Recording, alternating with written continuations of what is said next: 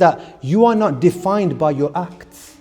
If you sin, if everybody has weaknesses, right? Everybody has habits and weaknesses that we embrace inside the world. You are defined by your spiritual potential, which is the ruh, the expansiveness of the ruh.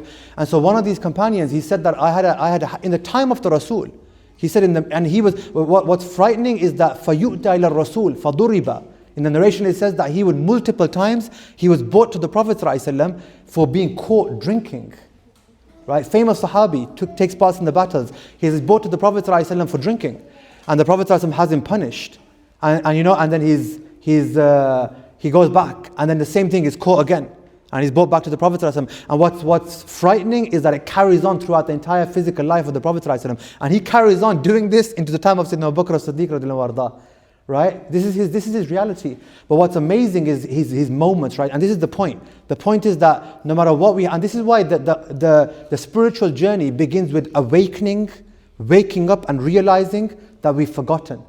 And that's when tawbah begins. You can't make a tawbah if you don't wake up to the reality that we've forgotten. Right? And that's the first awakening that's required inside the believer's life. And this is why the Imams, like Shaykh Bilal Hussain, the great author of Manazil al-Sa'irin, he says the first step in your journey to Allah, yaqadha, just to wake up. Right? He calls it at-tanbih, right? To become alert and aware of the fact that we're in loss, that we've forgotten, right? That we're in the depths of distance from Allah subhanahu wa ta'ala. And so this companion, he said that in the time of Sayyidina Abu Bakr as-Siddiq, when we have the battles with the Sahaba go out with the battles against the Persians. He said, I was ready for he's a warrior, by the way. This guy is like a high-level warrior, right? Functions at a very high level. And so he said that I was recruited for the armies that were going to go to the lands of Persia under the leadership of Abu Ubaidah ibn al-Jarrah, who was the imam that led these battles.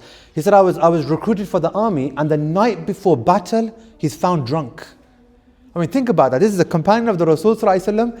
The entire lifetime of the Prophet sallallahu alaihi wasallam is being brought to the Rasul, punished for drinking, right? And then he says, on the night of battle, you're like alert on the night of battle, he's found drunk. And so they take him to Sayyidina Abu Bakr, and Sayyidina Abu Bakr is like, what do we do with this guy? Like, it's just the same thing. The Prophet ﷺ, 10 years in Medina Munawwara, same issue, right? And now we can't go to war without him because major strategician. He's needed in the army.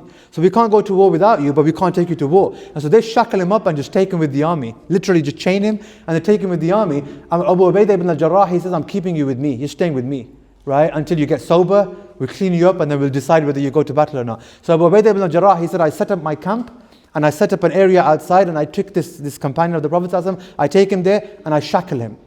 And what happens is, he says that on the day of the battle, Abu Ubaidah comes, he sees me and he says, you're not going to battle. You are not going to, you're not fit for battle, right? And then we're going out against these people, you've been drinking, all that going on. So he says, you're staying here. And so the battle ensues, right? The battle begins, and Abu Ubaidah ibn al-Jarrah, he has an infection, skin infection. So he's in his tent, and they build this kind of tower for him. And he would stand on top of the tower, Sayyidina Abu Ubaidah, he would stand on top of this tower, and the companion, he's tied to the bottom of the tower.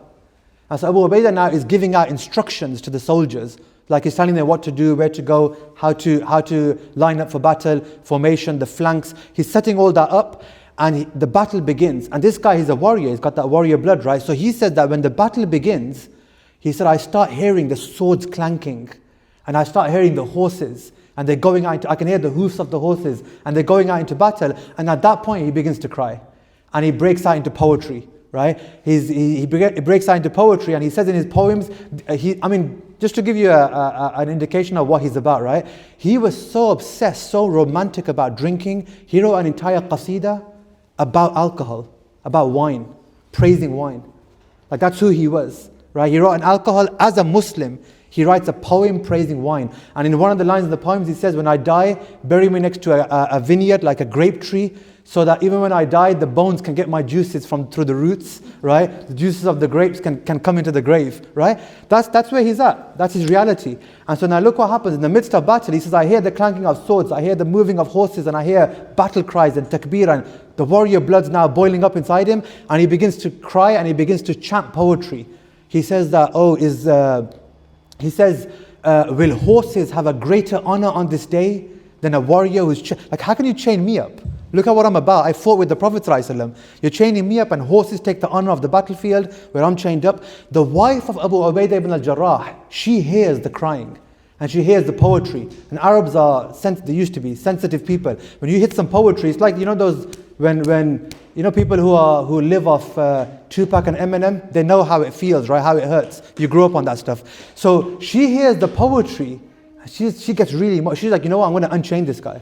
And so he says, look, he says to her, if you unchain me, two possibilities. Either I go out to fight and I can help the army, or I go out to fight and I die. Good either way. If I help the army, I'm helping out the believers. If I die, you're free of me. All the trouble's gone. You don't need to bother with me anymore. And so he says, release me. So the wife comes now, she releases him, and he goes out. He steals, believe it or not, he's on the way to battle.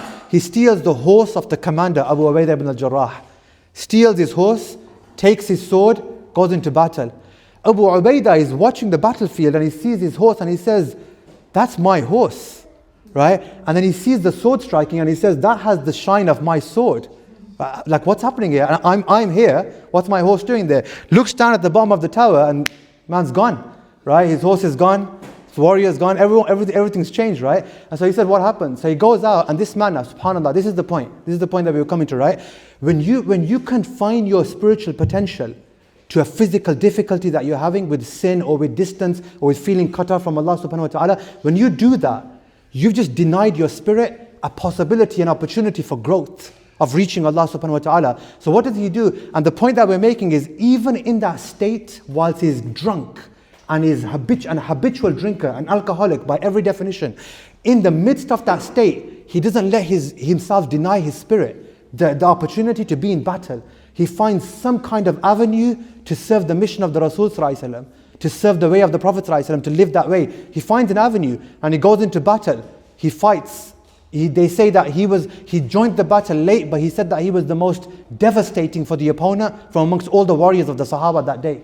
He causes the most damage, right? And he comes back and he says to Abu Ubaidah ibn al-Jarrah, you can tie me back up. That was the agreement. If I come back, you tie me back up, right? And Abu Ubaidah ibn al-Jarrah kisses him.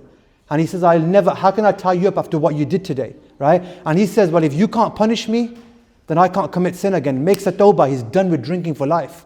Someone who can't change under the gaze of the Prophet ﷺ, he gives his soul, he gives his spirit one moment to listen to that echo of potential, of growth, of opportunity, of reaching Allah subhanahu wa ta'ala. He gives his soul that one moment, khalas, his tawbah is real. And then they say he never looked at alcohol from that day onwards. It makes a tawbah. But the idea is what? That he tapped into something higher. He didn't confine himself to some physical limitation, to some physical habit that's pulling him down.